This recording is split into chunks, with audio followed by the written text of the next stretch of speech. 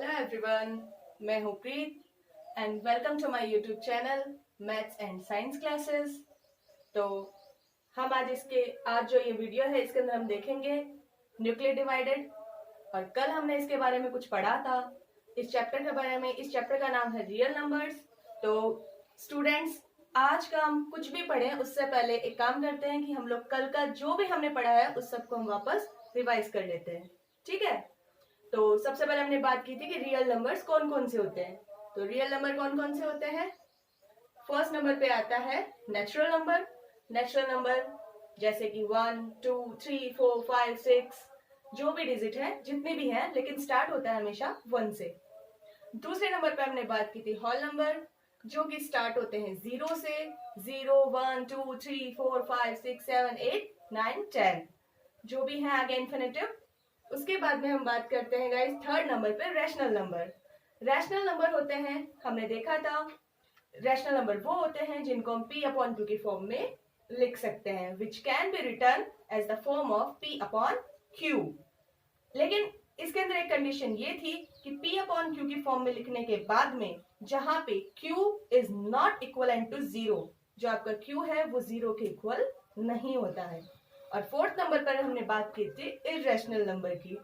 Irrational number क्या होता है? रैशनल नंबर का opposite, which cannot be written as the form of p upon q। ऐसे digit जिनको हम p upon q के फॉर्म में नहीं लिख सकते हैं, और ऐसे जो इनके जो डेसिमल्स होते हैं वो which can not recurring and not terminating। इसका मतलब ये होता है कि इनके जो डेसिमल्स होते हैं, जिनको हिंदी में दशमलव बोला जाता है, वो ना तो कभी समाप्त होते हैं और ना ही उनको कभी दोहराया जाता है। यानी कि उनको ना तो कभी रिपीट किया जाता है, ना वो कभी डिस्ट्रॉय होते हैं। वो आगे से आगे चलते जाते हैं। जैसे अगर कोई डिजिट है 6.6666666, ऐसे नहीं, बल्कि इसका अपोजिट, वो खत्म तो नहीं होते हैं लेकिन वो रिपीट नहीं होते हैं, जैसे 6.6, 5, 2, 3, 4, 1 एक्स्ट्रा। ओके गाइस, तो कल हमने इसके बाद में हमने देखा था न्यूक्लिड लेमा भी हमने देखा था, जिसका हमने एक फॉर्मूला देखा था जो आप सबके सामने अभी स्क्रीन पे लिखा हुआ है, जो कि है divided equals to divisor multiply quotient plus remainder. यहाँ पे जो डिवाइडेड है उसको माना जाता है a, जो डिवाइजर है उसको माना जाता है b, जो क्वोशिएंट है उसको माना जाता है q, एंड जो रिमाइंडर है उसको माना जाता है प्लस r। तो यहाँ पे गाइस हमारा फॉर्मूला हो गया a is equal to b into q plus r। और यहाँ पर भी एक कंडीशन है, 0 इज लेस देन r या equal to r and r is less than to b।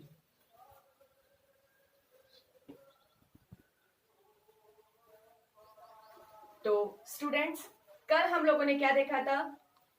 Exercise 1.1 का फर्स्ट क्वेश्चन हमने देखा था, फर्स्ट का फर्स्ट। आज हम देखेंगे फर्स्ट का सेकंड क्वेश्चन। जैसा कि आप देख रहे हैं सामने, सेकंड क्वेश्चन के अंदर है 196 एंड 38,220। हमें इन दोनों डिजिट का क्या निकालना है? HCF। तो जैसा कि कल मैंने आपको बताया था कि सबसे पहले हमें क्या देखना है कि इन दोनों में से बड़ी डिजिट कौन सी है। तो इन दोनों में से बड़ी डिजिट आपको कौन सी दिख रही है? सामने पता चल रहा है, इसमें कोई कंफ्यूज होने की बात ही नहीं है कि जो ये 38,000 वाली डिजिट है वो क्या है? बड़ी है। ओके गाइस, तो हम सबसे पहले यहाँ पे क्या करते हैं? डिवाइड, क्योंकि HCF निकालने के लिए डिवाइड वाली प्रोसेस तो हमें करनी पड़ेगी, क्योंकि हमें यहाँ पे क्या करना है? न्यूक्लिड ही तो करना है, न्यूक्लिड मेथड से। तो सबसे पहले हम यहाँ पे किस डिजिट को रखेंगे बीच में?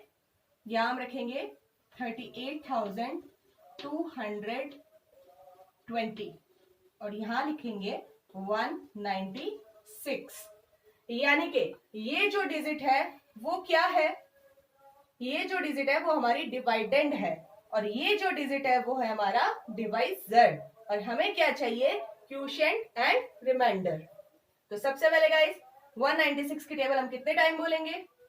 196 की टेबल हम बोलेंगे 1 टाइम बोलेंगे, तो हम यहाँ पे लिखेंगे 196। यहाँ पे हम इसको सब्ट्रैक्ट करेंगे, 12 में से 6 गए 6, यहाँ क्या बच गया? 7। 7 में से 9 जाएगा नहीं तो लेंगे हम कैरी 1, तो यहां हो गया 17।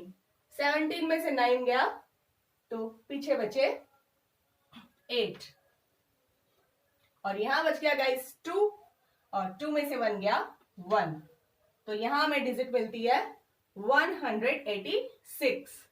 तो उसके बाद में 186 जो हमारा है वो 196 से छोटा है, तो हम यहां उतारेंगे अगले डिजिट। अगली डिजिट हमारे पास में है 2, तो ये जो हमारी डिजिट है वो हमारे पास में मिलती है 1862। तो हम जो टेबल बोलेंगे वो टेबल बोलेंगे 196 की टेबल बोली जाएगी 9 टाइम। कितने टाइम? 9 टाइम। और जब 196 को 9 से मल्टीप्लाई करते हैं तो हमें डिजिट मिलती है 1764। अब इनको हम माइनस करेंगे, 2 में से 4 जाएगा नहीं, ऑब्वियसली कैरी लेंगे, 12 में से 4 गए, यहां बचा 8, यहां बचता है 5, कैरी 1, 15 में से 6 गए 9, यहां बचता है 7, 7 7 0, 1 1 0, नीचे उतारेंगे 0। ये आपको डिजिट मिलती है 980। अब हम जो है 196 की टेबल बोलेंगे 5 time.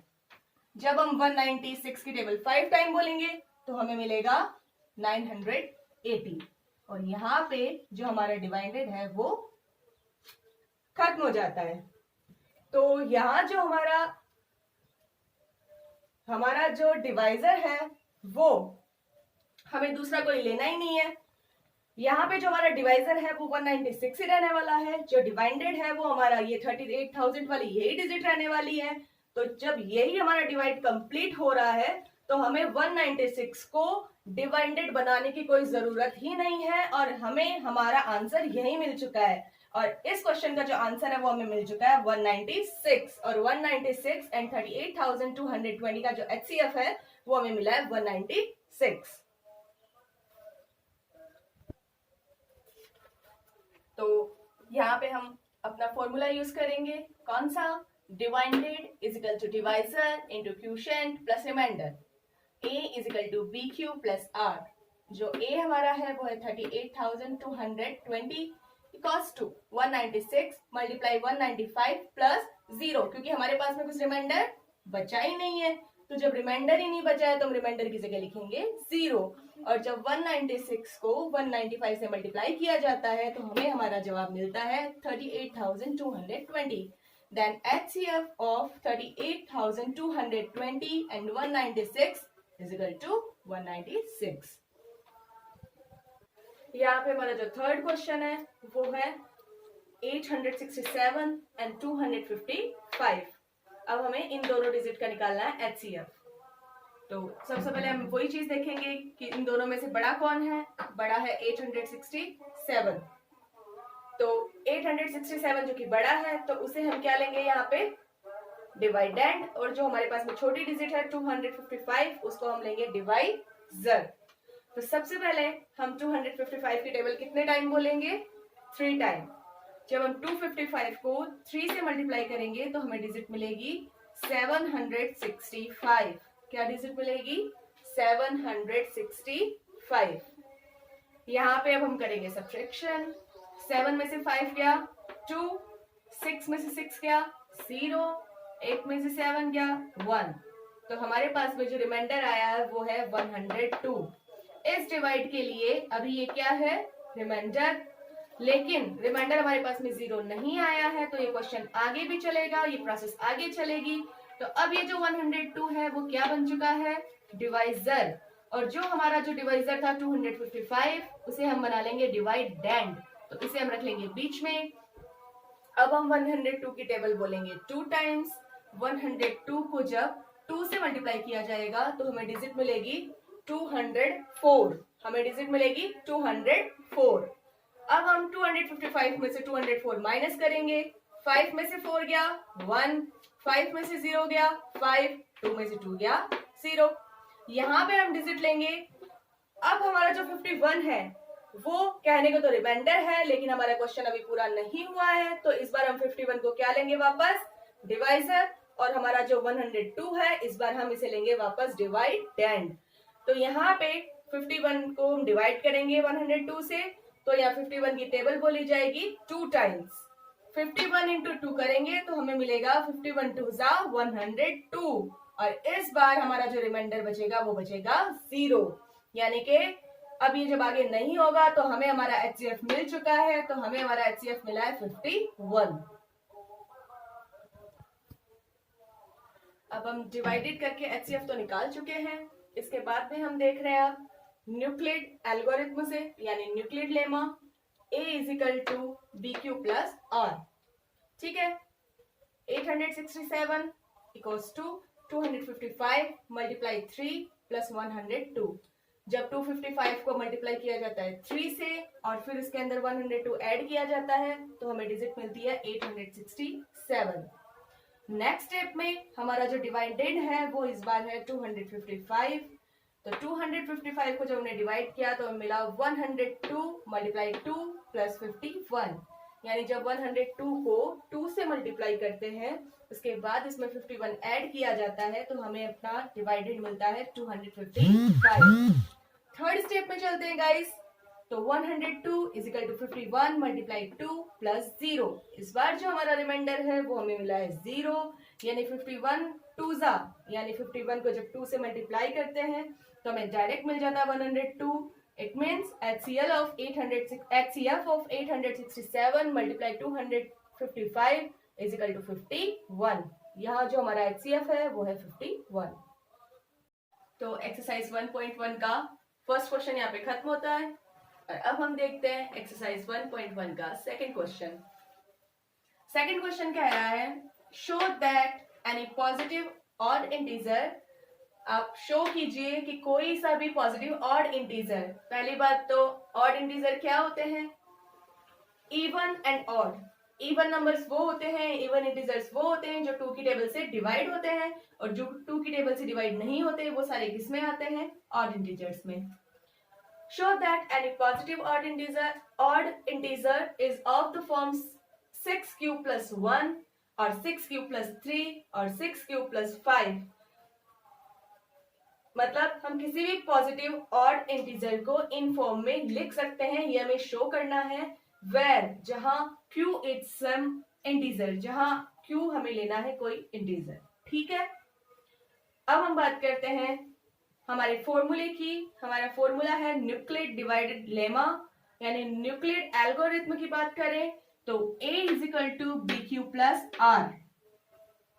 It means dividend is equal to divisor multiply quotient plus remainder. इसकी कंडीशन होती है where 0 is less than r and r is less than b। हमारा जो 0 है वो, हमारा जो r है वो हमेशा 0 से क्या होना चाहिए? या तो 0 से बड़ा होना चाहिए या 0 से इक्वल होना चाहिए, यानी कि या तो बराबर हो या फिर 0 से बड़ा हो r हमेशा। और जो r है वो हमारे b से हमेशा क्या हो? छोटा हो, यानी कि जो रिमाइंडर होता है वो डिवाइजर से हमेशा क्या होता है? छोटा होता है। तो चलिए क्वेश्चन को सॉल्व करते हैं।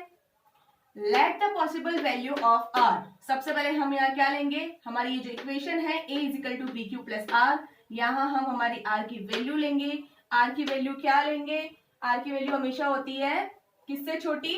b से छोटी होती है। और हमारा जो क्वेश्चन है 6q plus 1, 6q plus 3, 6q plus 5, यानी हमारी ये जो फॉर्म है 6q प्लस 1, इसके अंदर अगर हम क्या करेंगे?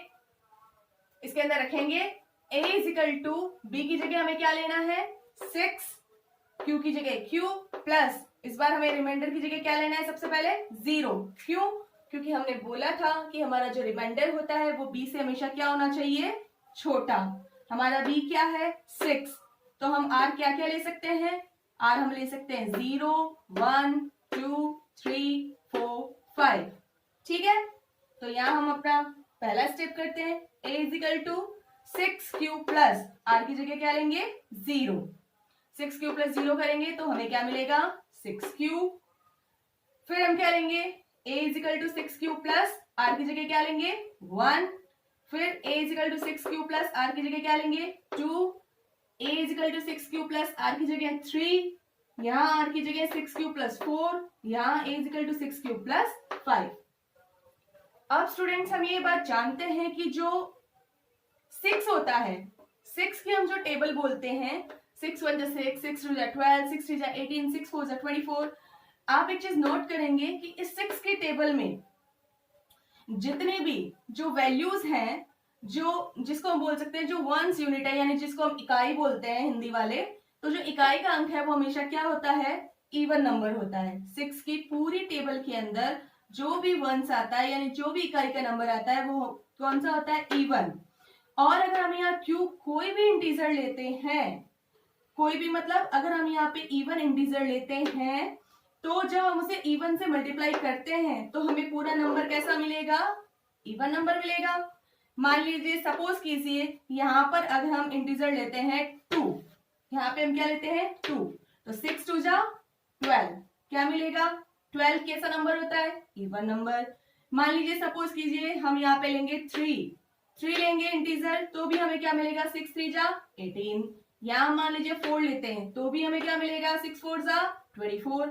यानी कि हम क्यू अगर कोई भी इंटीजर ले लें, चाहे ओड ले लें चाहे इवन ले लें, हमें ये जो डिजिट है वो हमें कैसी मिलेगी, इवन मिलेगी। कैसी मिलेगी गाइस, इवन मिलेगी। और जब हम इस पूरी इवन नंबर को इसके अंदर जब हम 0 ऐड करेंगे तो हमें क्या मिलेगा, इवन का इवन ही मिलेगा, क्योंकि 0 तो चाहे ऐड करो चाहे सब्ट्रैक्ट करो वो की वही डिजिट हमें क्या मिलती है, वापस मिलती है सेम। अगले में चलते हैं, 6q + 1। हमने कहा गाइस ये हमें कैसा मिला, इवन नंबर मिला। इवन नंबर में जब हम +1 करेंगे तो हमें कैसी डिजिट मिलेगी, ऑड मिलेगी। फॉर एग्जाम्पल मान लीजिए ये डिजिट जो है वो 12 है, ठीक है। 12 के अंदर हम 1 ऐड करेंगे तो कितना मिलता है, 13 मिलता है। 13 कैसा नंबर है, ऑड नंबर है। सपोज करो हम यहाँ पे क्या लेते हैं, इवन नंबर, या हम लेते हैं 2। ये इवन नंबर है, मान लो इवन नंबर मान लो 12। 12 के अंदर अगर हम 2 जोड़ेंगे तो क्या मिलेगा, 14, यानी 12 + 2 = 14। तो इन इवन नंबर्स के अंदर जैसे जैसे हम ऑड नंबर ऐड करेंगे तो हमारी डिजिट होगी ऑड, और हम जब इवन नंबर ऐड करेंगे तो हमारी डिजिट होगी इवन। तो यहाँ 6 × q + 0 = 6q, यानी ये कौन सा नंबर होगा, इवन। 6q + 1, 6q + 1, तो ये क्या होगा, ऑड, क्योंकि हमारा जो 1 है वो क्या है, ऑड नंबर। 6q + 2 वापस इवन, क्योंकि हमारा 2 कैसा है, इवन नंबर। 6q + 3 वापस ऑड नंबर, क्योंकि हमारा 3 क्या है, ऑड नंबर। 6q + 4 वापस इवन नंबर, क्योंकि हमारा 4 क्या है, इवन। 6q + 5 क्योंकि हमारा 5 क्या है, ऑड, तो ये डिजिट हमें मिलेगी ऑड। तो इससे साफ क्लियर पता चलता है कि कोई भी एनी पॉजिटिव ऑड इंटीजर जो होता है उसे किस फॉर्म में लिख सकते हैं, 6q + 1, 6q + 3 एंड 6q + 5। तो आगे हम देखते हैं question number 3। Question number 3 is an army contingent of 616 members is to march। एक आर्मी की सेना है, एक आर्मी की टीम है जिसके अंदर कितने मेंबर्स हैं, 616, यानी 616 सदस्य हैं जिसके अंदर।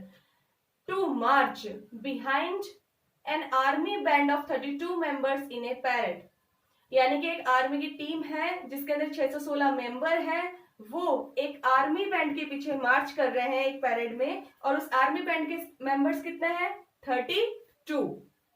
The two groups are to march in the same number of column।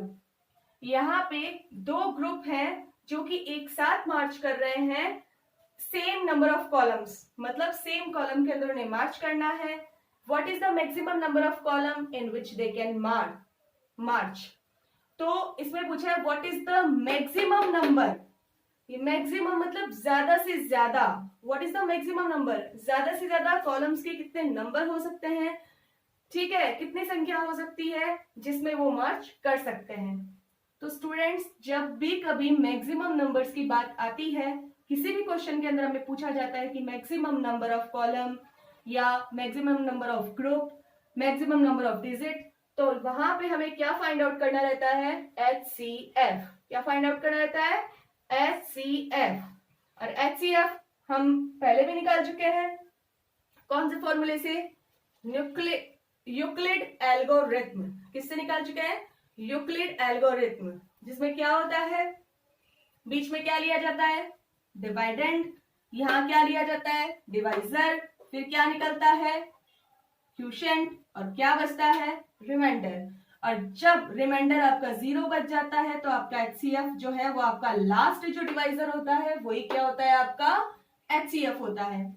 तो यहाँ क्या करेंगे, यहाँ जो 616 है वो क्या है, हमारा डिवाइडेंड है, और जो 32 है वो क्या है, डिवाइजर है। क्योंकि हमने पहले भी बात की थी, जो बड़ी डिजिट होती है वो कहाँ आती है, बीच में आती है, जो छोटी डिजिट होती है वो क्या बनती है, डिवाइजर बनती है। तो गाइस जब हम 32 की टेबल 1 टाइम बोलेंगे, 32 बन जा 32, तो यहाँ आएगा 1 और यहाँ आएगा 32। 1 से सब्ट्रैक्ट होगा नहीं, कैरी 1 लेंगे, 11 में से 2 गया 9, यहाँ क्या बच गया 5, 5 में से 3 गया 2, 29, 32 से छोटा हो गया, नीचे उतारेंगे 6, हमारे पास में डिजिट आ गई 296। अब हम 32 की टेबल कितने टाइम बोलेंगे, 9 टाइम, तो हमें क्या मिलेगा 288, यानी जब 32 को 9 टाइम टेबल बोली जाती है तो हमें मिलता है 288। 6 में से 8 नहीं जाता, कैरी 1, 16 में से 8 गया 8, यहाँ क्या बच गया 8, 8 से 8 सब्ट्रैक्ट हुआ 0, 2 से 2 सब्ट्रैक्ट हुआ 0, यहाँ बच गया 8। अब ये जो 8 हुआ है इसे हम क्या लेंगे, इसे हम लेंगे डिवाइजर, और ये जो हमारा 32 था इसे हम लेंगे डिवाइडेंड। 8 की टेबल बोलो गाइस, 8 1 जा 8, 8 2 जा 16, 8 3 जा 24, 8 4 जा 32। तो 8 4 जा 32, यानी 32 में से 32 माइनस हुआ, पीछे क्या बचा 0, यहां हमारा रिमाइंडर बचता है 0, और जहां हमारा रिमाइंडर 0 बचता है, इसका मतलब है कि हमारा जो लास्ट डिवाइजर जो बचता है वही हमारा क्या होता है, HCF। Then HCF of 616 and 32 is equal to 8. Then the maximum number of column is 8. तो आज के इस वीडियो में हम यहीं तक देखेंगे। और गाइस अगर आपको ये वीडियो अच्छा लगा हो तो इसे लाइक करें, ज्यादा से ज्यादा शेयर करें एंड सब्सक्राइब करें। और आगे के वीडियो के अंदर हम देखेंगे एक्सरसाइज 1.1 का क्वेश्चन नंबर 4। Thank you.